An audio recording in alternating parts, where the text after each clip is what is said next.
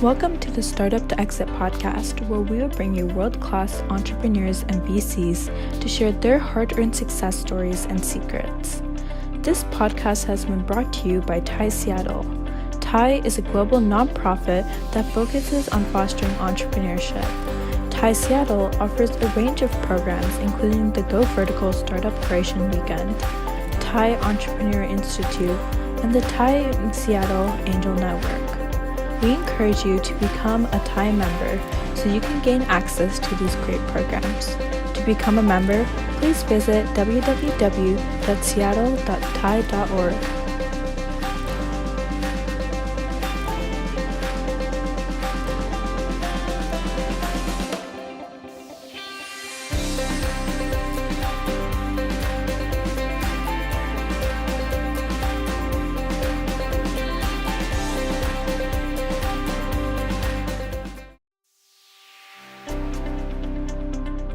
The founding of Rover and the vision behind Pioneer Square Labs with Greg Gottesman. Like with a lot of great startups, Rover came from a very personal problem and experience, a poor customer experience that I had. So our family pet lab named Ruby was we didn't have anyone to watch her, and so this is in the Seattle area. There's this wonderful tournament in Spokane called Hoop Fest, and I think it's the largest 3-on-3 tournament, basketball tournament in the world. Right, it happens to be located in Spokane, Washington, and so my two boys would participate in that, and we as a family drove down to Spokane, but for that particular weekend, we could not find anyone to watch Ruby. We asked, and the hotel that we were staying at didn't allow for dogs, and it was just, we were, maybe we shouldn't go, but they were on teams, and so they had, people were depending on us to show up. So we put Ruby for the first time in a local kennel here. It's actually in the central Seattle area. I won't name it because it's probably done more to hurt the kennel business than any kennel in the country in retrospect. But we put her in a local kennel, and we went off to Spokane for Hoop Fest. One of my sons actually did really well that weekend, and he ended up winning the tournament. He's at this point he's no great basketball superstar or anything, but he had a great team, and they did well in their particular bracket.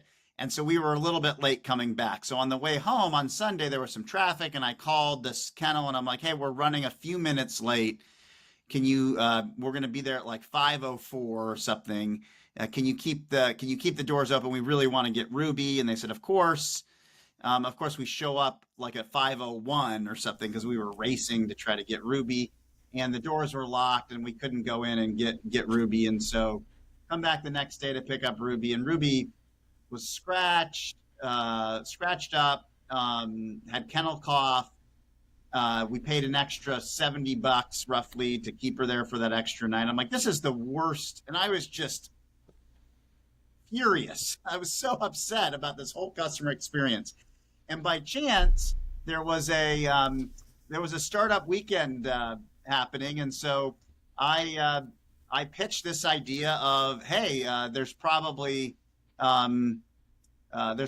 someone that would have loved, a neighbor or a local person that would have loved to have taken Ruby, would have done it for less money than we paid the kennel, and it would have been a radically better experience for us than putting our beloved family member Ruby in a cage. And I pitched it at a startup weekend, and that was the story of, and it won the startup weekend. A funny part about the story is I had 10 people on that team, gave them all a little bit of equity. They all in retrospect, made a lot of money from that very short weekend. But one of the folks on the team was a young software developer named Phil Kimmey, and he was going into his junior year of college. And I said to Phil, "Hey, Phil, what are you doing this summer?" And he said, "Oh, he didn't really have a proper summer job. I think he was going to build websites for his dad's friend, dentist, or I don't know. It was some crazy thing." And I said, "Hey, you want to build this rover thing in a little more detail than we had done over the weekend?" And he said, "Sure." So we had an office at Madrona just right down from me, and we started building out Rover, not really expecting it to become a company or anything. And I was the CEO, and Phil was building it. And long story short, we built sort of that initial prototype, the initial site. People started coming, if Phil Kimmey, who's another co-founder, had a proper summer job, there would be no Rover. That's the truth. So he never. He's now the VP of engineering. He never went back to college. So, oh, wow. Fantastic story. He's now got, hundreds of people reporting to him. He's just fantastic. So that was a fun little story. The other key part of establishing a successful marketplace is establishing trust between the consumers and the suppliers. And having a dog myself, very concerned about leaving the dog with somebody I don't really know, and what kind of environment do they have, how many other dogs do they have, and so forth. So how did you go about establishing trust with the marketplace? I think it's something we're still working on. Now we have, almost $1 billion going through the Rover system. It's a massive company now, and I think much bigger than we could have conceived that it would be. And I think it still has a tremendous amount of growth. By the way, the market size, when I originally thought about it, was as a competitor to kennels. It never was that. It was your in-laws watching your dog. It was the friendly neighbor. It was not going on the trip in the first place. That's the much bigger market than the kennel market. And so what we are really, what Rover really is or at least on the boarding side, because we have other services as well now, but boarding is still the major business for Rover. What it really is a replacement for letting your parents or your mother-in-law watch your pet. And that, by the way, sometimes that might sound free, but of course it's never free. The trust and the trust and safety part is still a huge issue. I still think that we are trying to figure out ways to establish trust. But here's some of the things that we tried to do. One is, we really highlight reviews. And so if you go to Rover now and type in your zip code or try to find a sitter in your area, there will be people around you that will have hundreds and hundreds of reviews. And so you can go and read what your neighbors have said about leaving their dog, or cat or other pet with Rover. And so one way to do it is through reviews. I think we really worked on the quality of the pictures and the quality of the sitter profiles, because that's another way to establish some kind of trust.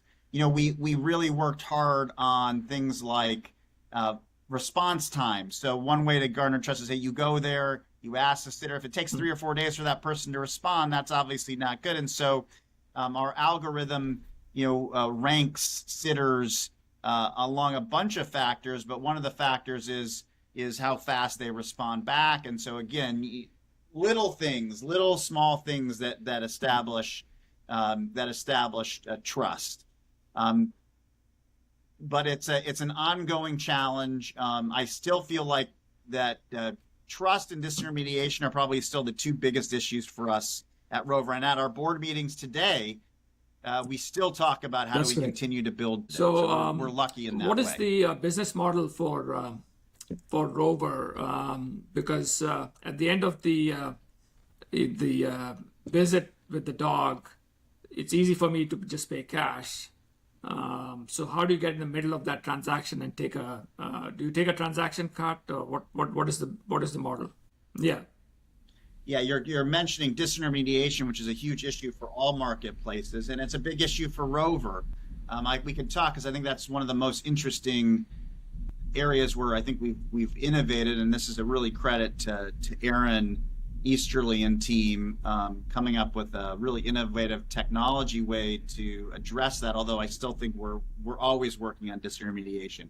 But the business model, just to answer your question directly, is we take a percentage of the transaction. So, and that, so if when the sitter says it's going to be, 25% type of transaction fee on that service, and so, and that again, it comes out of it's sort of when you see it in the end, it kind of shows up in different kinds of ways, but essentially it's a fee on that service.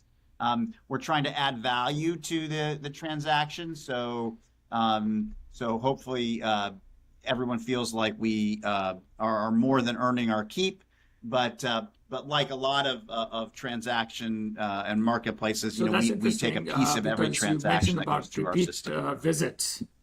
I would think that if I use Rover for the first time, and let's say I paid through Rover, and Rover takes a transaction fee, and I'm really satisfied with the dog sitter, why wouldn't I just go directly to the dog sitter next time and just avoid going through Rover? Well, again, I think this is disintermediation, or is an issue again for all marketplaces, including for Rover. But here's why you wouldn't. Our algorithm ranks sitters by a bunch of criteria. So we talked about response time, for example. The number one criteria, however, that we rank sitters by is repeat usage. So if you are a Rover sitter and you have a bunch of one-time sits, but no one ever repeats, there's a couple reasons that might happen. One is that you're a terrible sitter and no one wants to go back to you. By the way, over 90%, I think it's well over 90% of folks get 5-star reviews. So and I think in part that's because people are happy with the service and it's so much better than the alternative. But it's also that people may think, hey, someone's going to be looking at my review, so I don't want to, rate someone lowly that is, lives close to me. Or so anyway. So reviews tend to not be the best indicator. We think the best indicator of quality sitting is repeat usage. So one reason that you might not have high repeat usage is that you're not a good sitter. Another reason that you might not have high repeat usage is that you're cheating. So I go to you, Shirish, I sit you, and the next time I say, hey, well, let's just go around the system and let's just use Rover. Well, our algorithm detects that. And so guess what? Like if you do that, the chance that you're going to show up high on the next, when someone else is looking for a sitter in your area, is very low. You may show up, again, if we don't have proof, we're not going to kick you off the system. We don't know that you're cheating, but the algorithm is pretty good at detecting based on experience that someone might be cheating. And so you're going to show up very much lower on that list until you prove that you get a lot of repeat usage. And so when you go to Rover, those first couple pages that you see of sitters are going to be sitters that are close by, but also have a lot of repeat usage because we know they're great sitters in terms of the quality. People go back to them again and again, and we know they're not cheating. And I think that was a brilliant insight in terms of how to use technology to help undermine cheating and disintermediation. Now, you mentioned, is it foolproof? Gosh, how big would Rover be if we were able to catch? Because so now, let's say you did this the first time, so you cheated, and now you take it off market. Maybe that was someone that would have been a relationship we would have had for the last 10 years. So we're definitely suffering, especially in newer markets. So you think about in Seattle, there's probably less cheating than there is in a much less mature market, right? Because the algorithm hasn't had time to really sort rank the repeat usage, the high repeat usage users in a way that is effective. So, but a brilliant insight Yes, in very terms of how to insightful. So I assume leverage that technology to help with this. Wow. Okay. So there's someone I trust and respect who was supportive. And then I flew down and met with, because obviously the Madrona folks had their own, and I loved them and respected them, but they had, I was doing it there, right? So I flew down and talked with Brad Feld, who had been a wonderful mentor to me and a fellow investor, and he's just an incredible VC.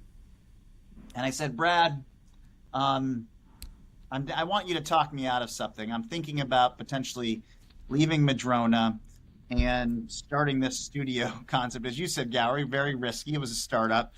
And please talk me out of this and tell me I should not be doing this. And he heard that, and his response was, well, yeah, it's certainly risky, but here's a check. You tell me how much you want, how much you need to invest in it. I'm your, and I will lead that first investment round. And I'll back you. And I came back from talking with Jeff and talking with Brad, and I needed that. And I think that's what people don't understand. No matter how successful or how, say for a senior executive at an Amazon or someone who's even had other entrepreneurial successes, we all need that push. Someone telling us, it's going to be okay. I got your back. You do this, I'm in with you. That could be a co-founder. That could be another investor. That could be a spouse or a family member. But it is so critical to the entrepreneurial process to have people that believe in you, even when a whole bunch of other people don't, but having someone say, I gotcha. This is, and to me, had those, had Jeff and Brad said, no, you should stay, I would still be at Madrona. So the answer is every deal is unique and every deal is different. So in general, if it's our idea and we start something and we get some traction with it, then that, we're going to take more equity in that case than if it's someone else's idea that they bring to us, and we work on it in that context. But the way we think of ourselves as a co-founder with you, generally, though, if you sort of think about it, so we basically say, hey, we're partners, and we might be the junior partner, we might be the senior partner. It just depends on the situation. But we like to think of ourselves as founders, and we stay, both, and then we put, hundreds of thousands of dollars, of either dollars or work into the beginning of that company. And that entrepreneur is going to bring sort of his or her expertise to it. And we like to think that we could be great co-founders together. So, and we've, again, thus far, every time that we spun out a company, it's went on to get funding. And so I think one of the benefits of going with us, especially in a difficult market, is that we tend to have a very high success rate of at least getting that first round of funding.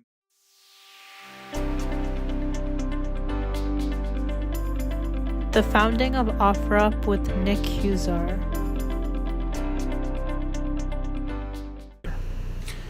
Yeah, well, I think like most entrepreneurs, I believe that you have to kind of have this passion for a problem, and you can't get it out of your head. And so for me, I had to just happen to be where I was in my life. I had done startups before. In fact, the startup I had before this, I was sleeping on an air mattress. Like, they're a lot of work in the early days.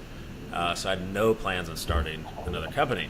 But my wife and I bought a house, and we had a room full of stuff. Most people have like that junk drawer in your house. We had one of those too. But I also had a room full of stuff. And when she said she was pregnant, I go, this is awesome. And I go into dad mode, and I'm going to stand there. I'm in the doorway of this room, and I'm going to sell all this stuff. And I'm looking at this room saying, this is going to take me forever to clear this room out using Craigslist. And I look down at my phone, which is like the first, my first iPhone was like the second gen iPhone. And I just kept going like this. I'm like, why can't I just take a picture? Like, I have this device in my pocket now. And if you're familiar with life pre-smartphone, the option on Craigslist was like 15 minutes, right? You had to take a picture of a camera, you had to tether it up to a piece, computer, then you had to upload it. And so I just thought, like, I think that part could be easier. And then I think I closed the door. I didn't even post anything on Craigslist. And I went about my life. I just kind of forgot about it. But it kept nagging at me for months on months on months. And so I'm kind of out there looking for a job because I left my previous startup. And here I have my wife that's pregnant. I have no income, and she's working at Microsoft. So I didn't want to be a deadbeat dad. I'm like, I have to get a job. But after about 5 months, and I was already kind of sketching this stuff out, and I kept thinking about, I said, well, I think we're all going to have these smartphones. And I think the cameras are going to get better. And I think we can look at the problem and reimagine it. And so if you look at Craigslist, it was built in an era of the PC, which made sense. That's the tools they leveraged. But if you look at the smartphone, you can take all of that complexity and make it far more efficient. So my belief was we would have these devices, we could leverage the cameras, we could leverage the maps, we could leverage payments, we could do all these other things and remove a lot of friction. So my belief in the early days was because of this platform shift, we could rethink local commerce as we know it. Now, most folks in Seattle thought we were nuts. You're crazy, you're trying to disrupt Craigslist. Nobody's been able to do that. And my view was, I don't care if we convert a single Craigslist user, because I did a lot of homework and talked to a lot of people, and my conclusion was there's a lot of people that just don't use it that much because it's not worth their time, or they're scared of the trust and safety, especially women. Women were very scared of using Craigslist. And so I just felt like, man, we got to go all in on mobile, and we got to be the simplest and most safest way to do local transactions. And so we just built the whole company around that, that belief. And I also like to say at the end of the day, yes, we are definitely a second-hand marketplace, very dominant in that. Long term, though, that was never the vision. My vision was to become the platform for local commerce, full stop. Because you think about it, where's all the stuff going? Like, where's all the Amazon stuff going? And what's happening is value is growing all around us. Like, our homes are actually getting bigger. We're actually having less kids. A quarter of the U.S. population with 2-car garages can't even park in their garages anymore. And so that's what I want to get after. Is like, I want to remove a lot of friction and do it as simply as we can. And as a result, we should unlock value locally. And that was the belief 10 years ago. It's still the belief I have today. So you started this in Seattle, and let's talk about raising money in the early days, right? Because now you have the flywheel starting to move, so you got to achieve scale, so you needed money. In my mind, you were in Seattle, not known for major marketplaces at that point. We had Amazon, but they were not in local commerce, right? Amazon was still early days. They're evolving from books to other things. And then Craigslist, eBay, all those guys were, Silicon Valley was much more location-wise better suited to start an offer up, right, than Seattle. And you also had, theoretically, in the minds of the investors, an incumbent so big called Craigslist, even though none of them had used it, I'm sure. None of them bothered to ever go on Craigslist. After you said, hey, have you ever used Craigslist? No. Then they're quickly going in and checking, what's on Craigslist now? It's not the core demo, no. Yeah. So how did you raise money in the early days? What metric you showed the investor that you talked about two things, right? You talked about the circle, I want to win this circle, and all these hacks. What metric in the early days you showed the investor saying, hey, this is going to work? That's when the investor said, yeah, we'll take a bet on you. Because the odds of you making from the money raising standpoint was harder in my mind than your business working. Your business had a good chance of working. But raising money in this town in those days was a tough proposition. So what did you do there? What was Yeah. I think kind of multiple things. So for one, I felt fortunate we have some really amazing angels that supported OfferUp early on in Seattle, and a bunch of them I think believed in me and my team even without any metrics. Like, you don't have any metrics year one, you're just launching a product. And so we were able to raise a few $100,000 from some local angels, and that was enough for us to kind of cobble our way to kind of get a basic product out there, but not a lot of growth, not a lot of scale. And you're right, I think we are definitely more of a Silicon Valley style company. I think Seattle is a wonderful place to raise capital for, say, more enterprise or SaaS type products, but you don't see a lot of consumer companies in Seattle. Mm-hmm. And so I think the challenge, of course, with the consumer is often real revenue scale is deferred, right? You have to get an audience growing versus monetizing early. And I had feedback, by the way, and I won't name names, but from a local investor that said, well, you should just charge $1 a post. I'm sitting there in the meeting, I'm like, I'm never going to do that. Why would I put a kink in the hose? Like, that makes no sense to me whatsoever. And then, of course, the response was to demonstrate revenue traction. I'm like, well, that sounds great. As a VC, you would say that, but to grow a marketplace, that makes no sense, right? And so, you name it, I pitched every institution in this town multiple times. We got rejected from Techstars twice, by the way. We've been pretty much rejected. Every major kind of institutional investor rejected off rip. So again, we were fortunate they had enough angels that we were able to somewhat survive, on that. I also think, I knew fundraising was hard. I've been in this town for a while, but going through it again, even back then was extremely challenging. And so, we went for 2 years before we raised our Series A. I think most people would have tapped out. I had at least a product out there, but here I am now. I don't have an income. Even the first money we raised, I barely. And the baby was already out. I was a father now, right? and my wife was working. So I told her, I said, there's either two ways this is going to go. Either this is going to fail miserably and you're going to resent me, or it's going to work and you're going to be super proud. But there's no middle ground in this. And so luckily, my wife's pretty happy now. Like that. Your family unit is as important in this journey as your developers and your co-founder.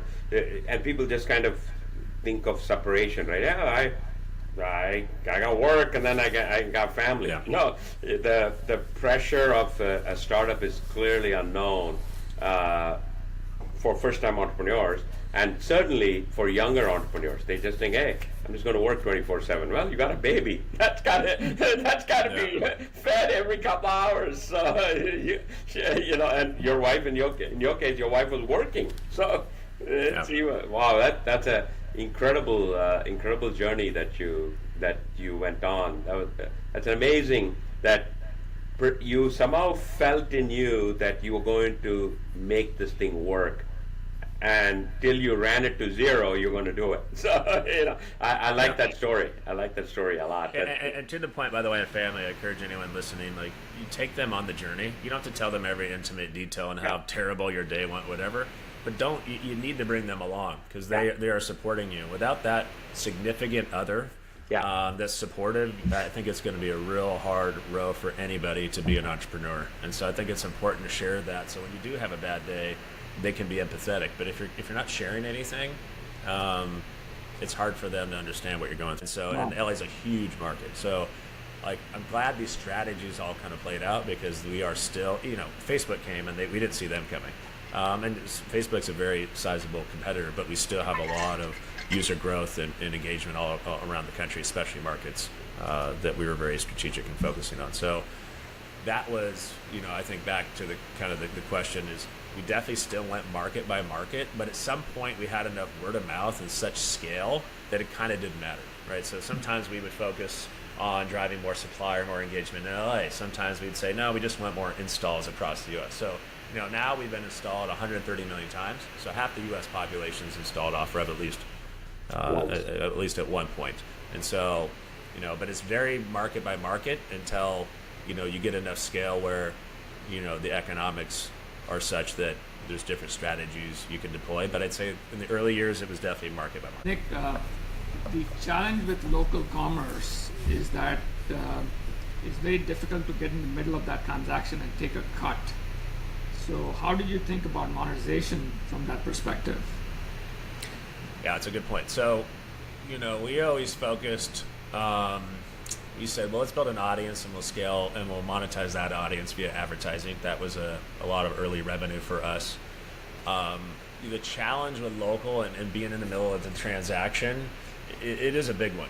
And I believe in the US, I vent a lot about this to people, because I think it's kind of a sad state we're in when it comes to like local payments. Like, if you go to China or even India, you realize how easy it is to pay for things. Yeah. Here in the US, you just feel like an idiot when you go to the point of sale systems. Yeah. Like, oh no, you got to put the card in for that one. You got to do this one. Like, it is ridiculous how much time we spent just dealing with the archaic payment systems we have. Or how many times do you go out to have dinner, and you want to pay for your bill, and you're sitting there waiting 15 minutes. Yeah. You don't do that in China, Yeah. right? And I felt like we need ways to do this, and so I think that's just the state of where we are right now. Unfortunately, in the U.S., is our payment infrastructure is antiquated. It's held up by the credit card companies. It's so fragmented, the POS systems. Like, at the end of the day, we just need a QR code. That's it. Like, just have a QR code, scan it, pay, done. And it's all this other stuff kind of gets in the way. And so I think the challenge with local payments, and this isn't just an offer-up challenge, but in the U.S., is you have to build. It has to, in China, they got the economics as such that it's so, it's so cheap to do the transactions now, and the government's really supported this. That companies like Alipay, they just kind of eat that because they make up for it, in other ways. Here in the U.S., it's like cost prohibitive. It's so hard to do. And if you want to do a local transaction, the government now says, well, I'm going to tax that again. So you're double taxing. Like, you've already paid for this item. But now they're going to say, no, you got to pay for it again, right?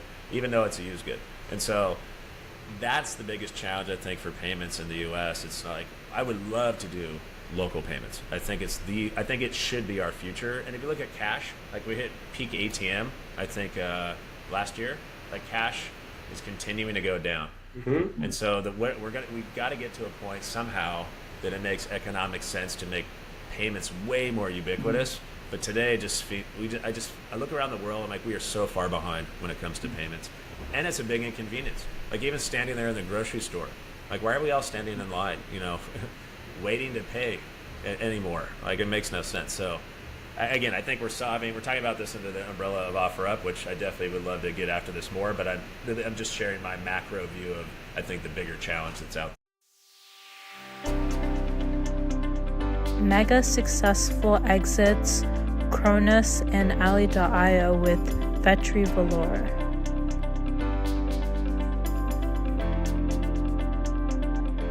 What made you decide to become an entrepreneur? Good question, Suresh. Sometimes I ask myself that. I don't know. Seriously, I remember I always had this urge to be an entrepreneur, right?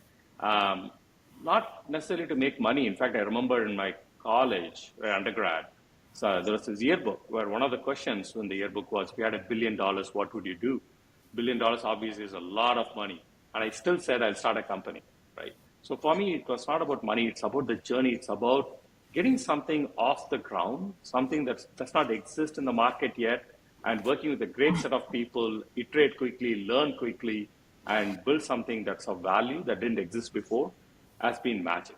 Right? And that probably is what pushed me to it, because I had a very comfortable job. I was considered as a strong performer inside the company. To leave that in 2007 to go startup did not make a lot of sense. In fact, my own father thought maybe I got fired and that's why I'm doing a company. Right? I mean, people couldn't believe that I was leaving this job, right, at Microsoft. And I was running the Visual Studio Platform team and the partner ecosystem. It's a substantial role, right? And but I thought if I didn't do it then, I would never do it in my life, and I didn't want to deal with that, right? I said I have to do this. It's been a long time goal. Even when things are not going, things are going so well, you still have to. I became worried about timing, right? If I don't do this now, when will I do this? At the realization, sorry about that. I had this realization that if I cannot give up on the money and the responsibilities now, next year it will only be more. I'll not do that, and I'll never do a startup. Right? And that increased the sense of urgency. In fact, I remember one CEO telling me, I already have 72 tools. I cannot have a 73rd tool, but I want this functionality.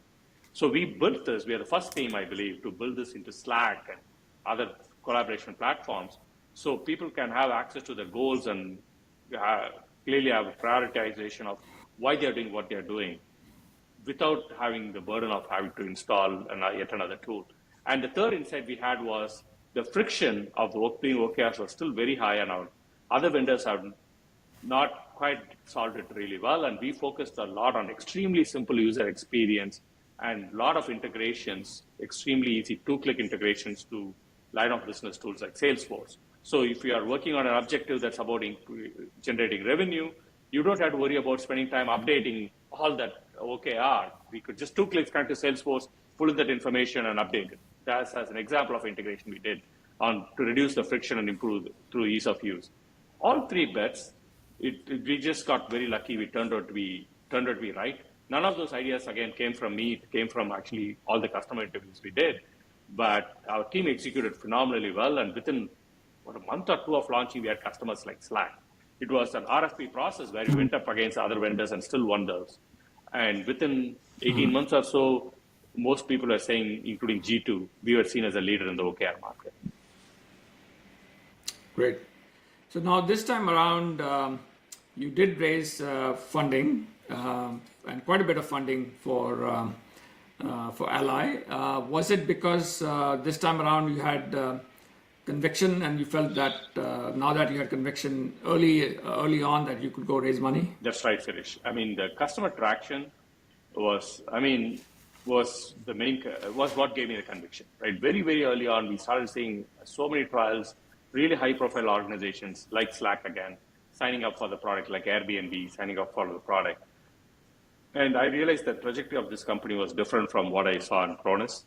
The second reason I decided to raise money was my competitors in this market had raised a lot of money. And I wanted to make sure I had gravitas, right? Not just money, but also the right partners.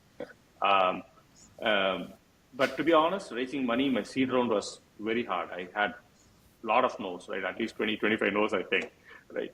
And because it made sense, right? From a VC perspective, this is a guy saying, yes, some insights into how to build a product. He's 4 years later than the other vendors who are already well funded.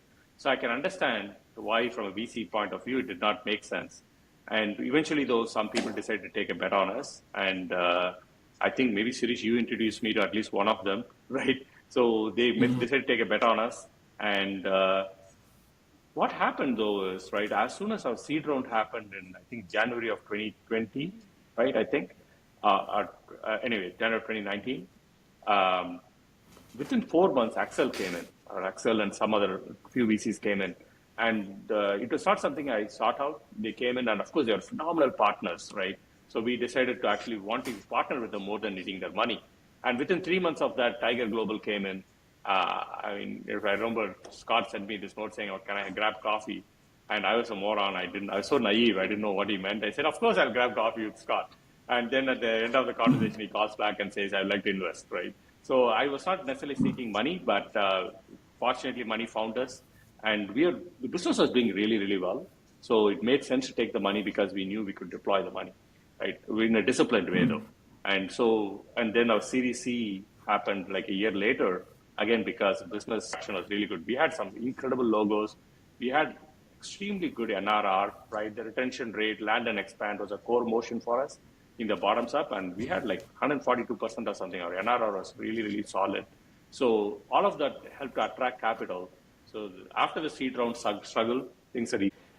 One thing that you brought up in your early days at Microsoft when you took your first job or your first assignment was the crisis of confidence, right? Everybody.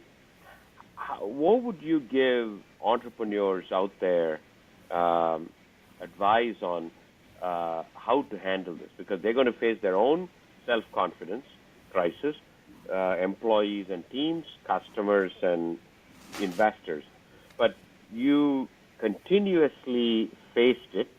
You brought around a conviction to that story.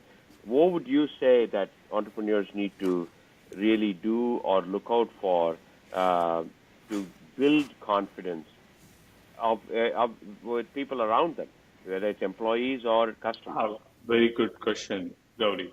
I will say, though, right, I think as an entrepreneur, the toughest thing I found is, on one hand, I'm extremely confident and passionate about what I'm trying to build.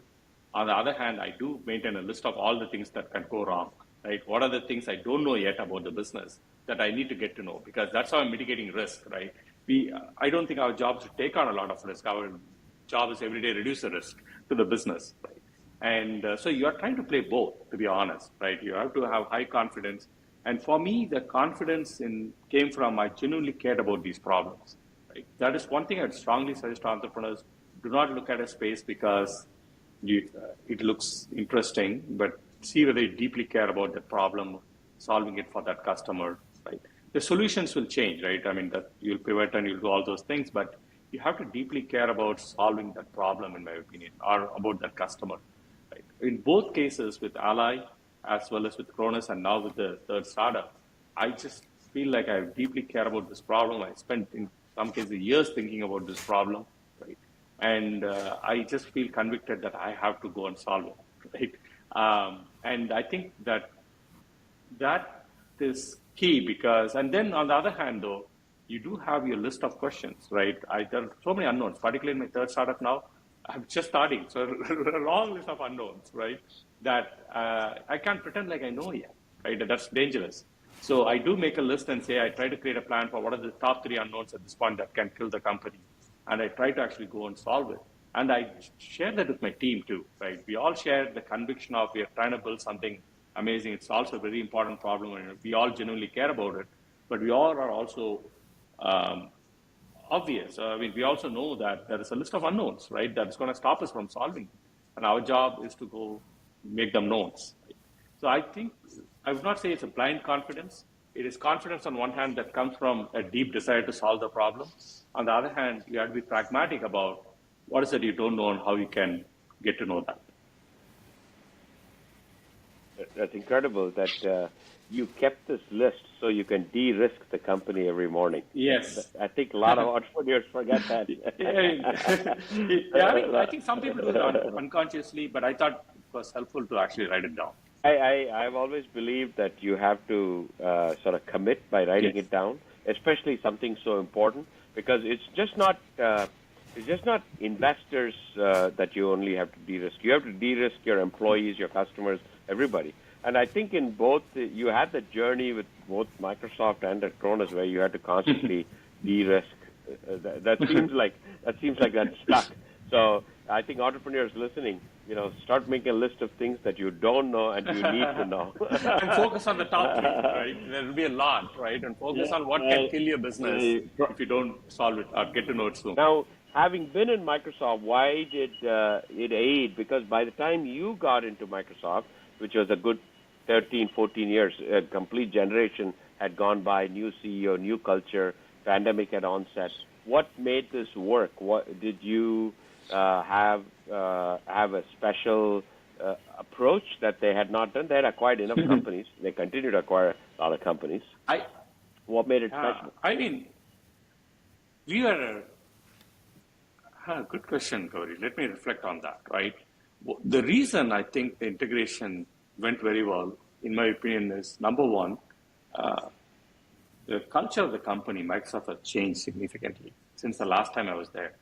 I mean, you wouldn't believe it, right? In the first month, my small team was part of Microsoft, this massive company, and people reaching out and asking, how can we help? I'd never seen that happen even once in my previous stint at Microsoft, right? The notion of one Microsoft, right? If we are going to win together and we're going to work together as one Microsoft was very evident. And that actually helped a lot. So many teams helped us actually get integrated, our product, our team, right? That made a very, very big difference. The second thing is actually us, not just me, there are several people in Ally who came from Microsoft background. Us being very familiar with the Microsoft culture made it much easier, right? In many cases, I knew other leaders in other parts of the company, so I could reach out and ask for help or figure out how we can get to our product milestones and so on. The third thing is actually both Microsoft and my Ally team's drive to actually make this integration work. The reason we were here, we could have been independent, was to get to 100 million users. And we just want to get there, right? So we were working super hard. In fact, some people remarked, right? We are still working like a startup, right? But now we are part of this $200 billion a year company, right? And my take was, I don't know any other way of working, to be honest, right? This mission of getting to so many people, bringing purpose is so important, and we didn't want to lose this opportunity. So we were very driven. My team did a phenomenal job.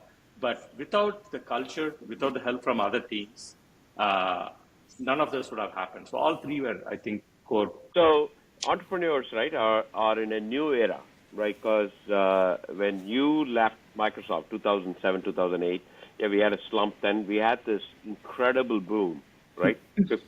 Nearly 15 years of just only up and up and up.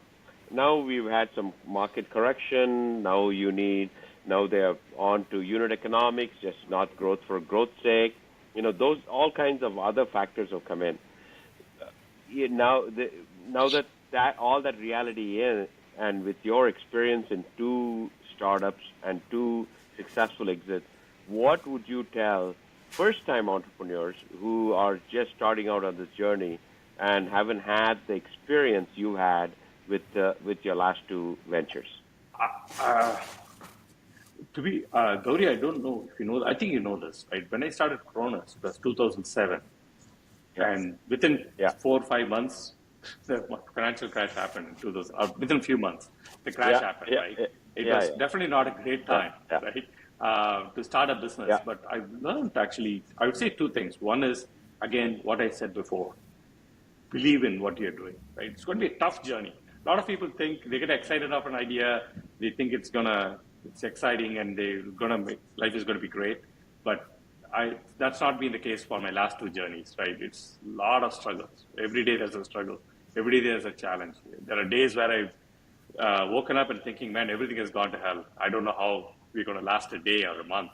And that same evening, I've gone to bed thinking we are king of the hill, right? So it's an interesting journey, but it's not easy at all, in my opinion. So you have to believe in something. You have to that's long lasting, right? That is one, I would say. The second is, I think constraints are your friend, right? Having less money, right? Or whatever the constraints are, right? I think they make them your friend, right? They are your friend. The best creative ideas, when you're driven and passionate about the idea, constraints are actually not a bad thing at all. You will find incredibly creative solutions to solve problems. And history has shown this repeatedly, right? And that's what we can all do. I'm not terribly worried about the market conditions or fundraising conditions, to be honest, because I think people are passionate, driven, will be creative, and they'll still manage to solve problems. That's why they say the greatest companies get created in tougher times, right? And that's why Kronos was successful, and you built on top of it, because you started the hardest time. Developer Joy through generative AI with Rajiv Rajan. Okay. So after you said 4 to 5 years, pushed for the opportunity of Atlassian CTO position, what made you consider that opportunity? Right. So I've always been an engineer. In fact, first few years, I did a lot of work as an IC engineer.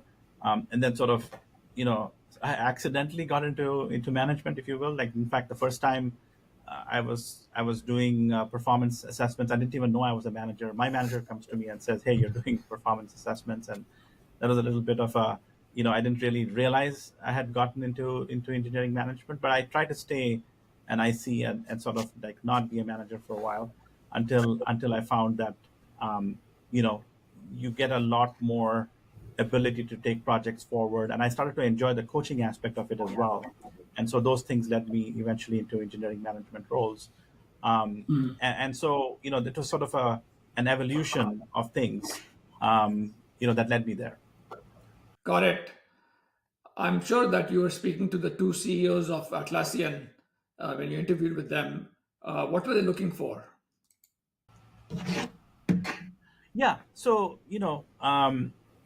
in terms of Atlassian, like I said, I've been an engineer all along, done a number of engineering leadership roles, and so I care a lot about the engineering function and engineers in general, right? Mm-hmm. And the Atlassian leaders, the CEOs, we have two, we're looking for someone who could come and take Atlassian to the next level. So Atlassian is a fairly well-known company. We produce Jira, which is what we are known for, but we have other products like Confluence and such.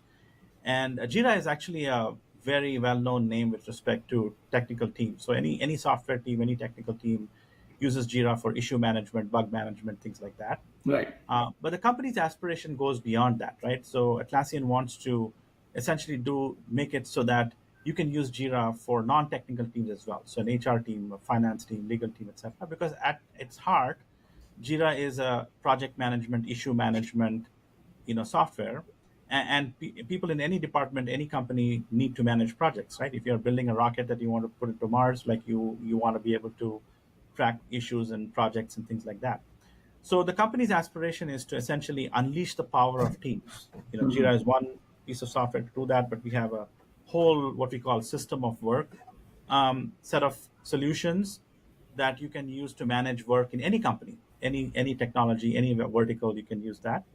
And so if you achieve our aspiration, really Atlassian would be something that would be used by all companies, small, medium, large, enterprises, wall to wall, to get work done, to do knowledge worker work, right? So Right. that's a big mission. And, Atlassian therefore has the potential to be really a top tech company. And to do that, you need world-class engineering. So what Atlassian was looking for was, can we have someone come in who can lead engineering as a CTO, take it to the next level in terms of world-class engineering, someone who has been in places where, they've seen world-class engineering. And that was definitely true with me. And so that was the pull for Atlassian to have me come take the role. And for me, the attraction was to be able to come and lead all of engineering, right, the whole function. As I told you, I'm passionate about engineers and engineering, and to be able, and I have a vision for where I want to take engineering. And so to be able to come and lead the whole function and help the whole company go towards the next level of growth was super attractive to me. Right. Right. So, what would you describe your mission as a CTO to be? I've heard you talk about developer joy. Yeah. Is Yeah. that the key to your mission? Well, I would say the key to my mission is really how do I build a world-class engineering team, right? And so there are many elements that go into world-class engineering. I actually break it down into three pillars. The first is whatever software you build better have trust with customers. And by that, what I mean is it should be reliable, right? We build cloud software, so you want it to be 4 nines. You don't want it to go down. So reliability is important. Trust with your customers with respect to security is important. Customer data is super important. So you want to make sure you're a good guardian of customer data. You want to make sure if customers have problems that they get support quickly and the product is supportable. So those are all things that go into customer trust. The second pillar for world-class engineering is you need awesome people. You need great engineers. You need 10x engineers. And so how do you find the best engineering talent? How do you make sure that your existing engineers in your team are learning the right skills to be world-class engineers, right? So it turns out, even though I'm here as a CTO, it's not that I, only solve architectural technical problems. I'm also building the talent in the organization so that we can have a world-class engineering team and be known for that, right? And that helps us build amazing products. That's the second pillar. And the third pillar is what I call developer joy, which has many components to it, one of which is developer productivity. But let me explain to you what developer joy is. All of us were engineers who joined, who learned how to write code, wrote our first program, Hello World program, did a little printf or some kind of thing and saw the text appear on the screen. That excitement that you felt, that joy that you felt, that you could go write something on a keyboard and something happens on the computer, right? That's the joy we want in all our engineers. If you could take a few minutes and describe to our audience the AI initiative within your product and or products you have created with AI baked in first, and what the use cases may be. Sure. Yeah. Look, first of all, let me just step back and say that the AI moment we are having right now, I think, is a big deal. This is a big moment for technology. If I go back in time, probably the two other big moments were when the iPhone mobile revolution happened, and then before that, the internet, right? So I do believe that this is a big deal for not only tech. I think the difference between AI and sort of like the previous ones is this is going to be even more far-reaching in its impact on all kinds of industries and all people across the globe, right? So it's a big moment for us to lean into. Like I said before, AI has been around and ML has been around for a while. What's really revolutionary is the LLMs, and Gen AI and the ability to like really train a model to understand language and then therefore transpose text between computer things and languages and so on, right? And so uh, when I look at it, there's kind of two different things happening. There's the LLM wars, if you will. There's a whole bunch of companies building LLMs and so on. That's similar to the cloud wars, excuse me, or the browser wars of before. And certain companies will operate in that mode, and that's what they will go after. And so there'll be some winners and such. Um, we are not in that game. We are in the game of applying those LLMs to our end users to make our end users more productive, right? So Atlassian is in the knowledge worker game, right? So if you think about what knowledge workers do in any kind of company, right? They do work. How do you define that work? Today a lot of that work gets defined in spreadsheets or bespoke tools and things like that. Whereas what Atlassian is selling is a system of work, all the way from OKRs and goals at the C level, down to team goals at the departmental level, down to Jira tickets at the individual level, right? So if you really, for any given company, this is what they want. They want to be able to track their system of work across their talent, across their people, across budgets, and manage all of that. And that's what Atlassian offers. And so for us, our main thing is how do we use AI to make that better, right? So if you're a company building a rocket that's going to Mars and you have a bunch of Jira tickets, what we would like to say is, hey, just come in and say in natural language, when is the rocket going to launch?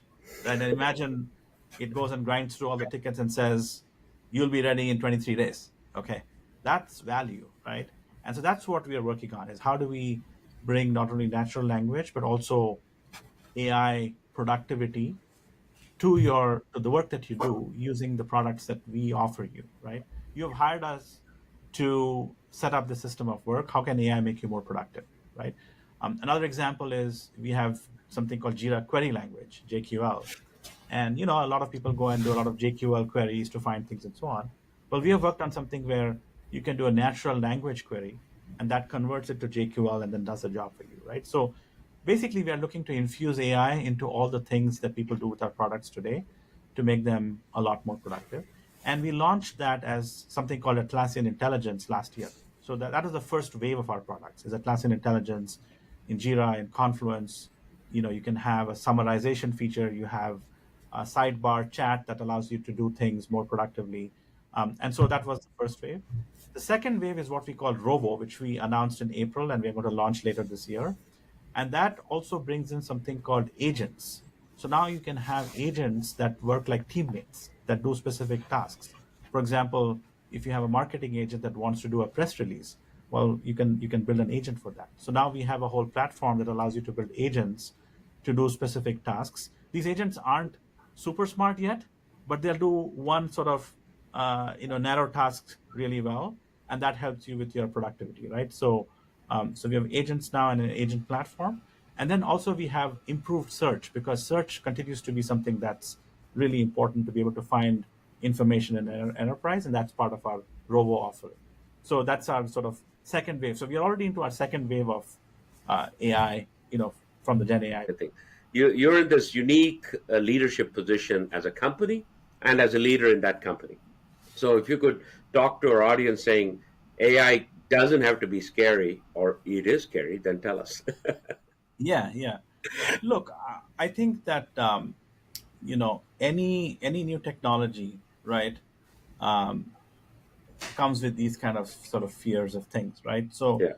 long story short, my view is that AI is going to help human beings be more productive at an aggregate level. I don't think it's going to like take away jobs and things like that. I think, at least my view is that it's going to help us actually create more jobs and perhaps have human beings go up the value chain in terms of being more productive and doing higher value things, right? To the extent you have teammates and agents that take away some of the routine stuff, that allows you, therefore, the human mind and the human brain has enormous amounts of creativity and talent, right? So we can then reserve those brain cycles for those more creative kind of flows, right? And so I think I don't. That's my view is that I think it'll be net positive. Doesn't mean that there won't be like certain uses of the technology that we need to worry about. There's obviously things we have to worry about with AI as well. But largely, I believe it will be positive, and we have to manage that transition carefully as a society, of course. But I do think you can get more productive through AI. So that's our view. But also, we are very early in the AI adoption. I don't think, notwithstanding all the hype and everything else, we are still very early. 50% of knowledge workers, we've done some surveys and things like that, and there are many studies out there. But I'd say, 50% of knowledge workers don't use AI on a weekly basis. Maybe they use it a little bit. There's a little bit of a novelty effect, and then they don't use it. So, but those teams that are using it regularly are finding it to be about 1.6x more effective, right? So we are seeing that if you actually have a use case that lines up and has product market fit, so to speak, with that set of people, they are being more productive in those use cases, right? But also, a large proportion of knowledge workers and executives are struggling with how to use it effectively, right? So that's some of the data we have seen and some of the research and so on, right? And so, again, I think we are early in that evolution. I think we are seeing some use cases where it's super productive, including for engineers. We have seen that, like I said, some of the coding assistants help save you 1 to 2 hours per week. And we are experimenting with them and also building some of our own. But also, I think, we're all trying to figure out what is that sweet spot and where does that productivity gain happen, right?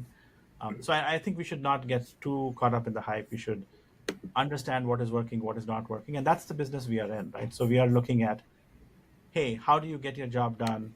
What is going to help you be 20% more productive, 30% more productive?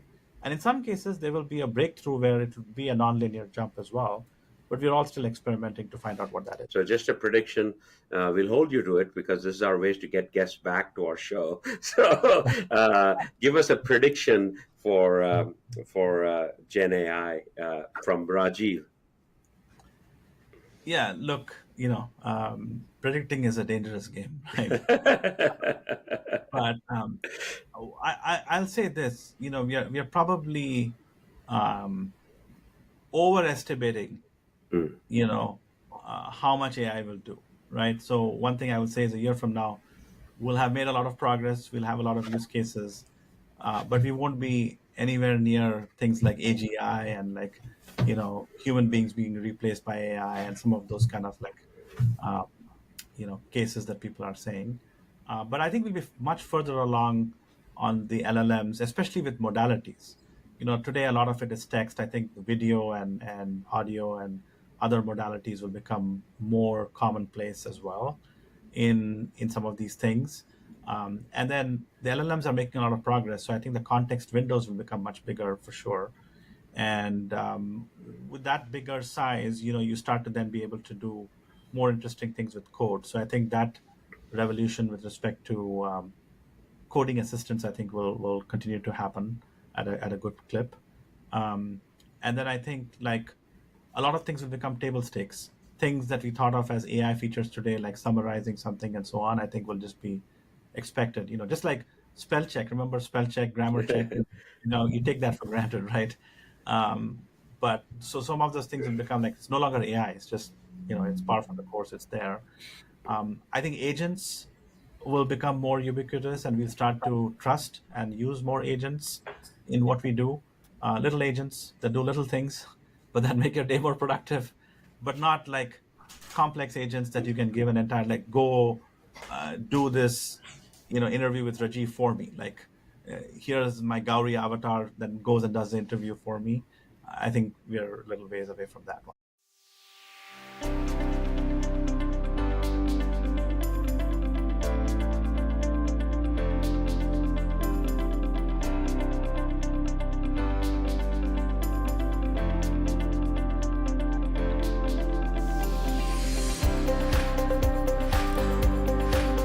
Thank you for listening to our podcast from Startup Exit, brought to you by Dice Seattle. Assisting in production today are Isha Jain and Mini Verma. Please subscribe to our podcast and rate our podcast wherever you listen to them. Hope you enjoyed it.